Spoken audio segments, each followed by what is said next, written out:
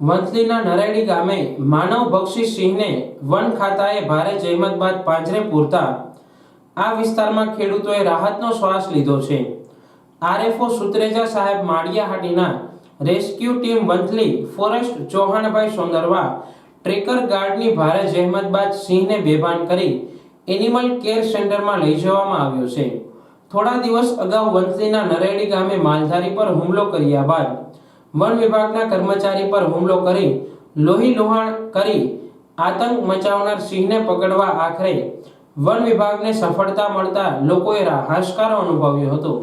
છેલ્લા 7 દિવસથી સતત રેન્જ ફોરેસ્ટર સુત્રેજા તેમજ રેસ્ક્યુ ટીમ માળિયા વંથલી વન વિભાગના કર્મચારીઓ ટ્રેકર ગાર્ડની ટીમ દ્વારા આ ગામના માજી સરપંચ સાથે પરામર્શ કરી આ સિંહને પકડવા પ્રયાસો હાથ ધર્યા હતા।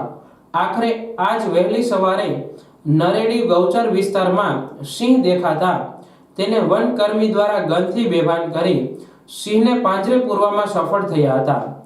આ સિંહને હાલ અમરાપુર એનિમલ કેર સેન્ટરમાં લઈ જવામાં આવ્યો છે।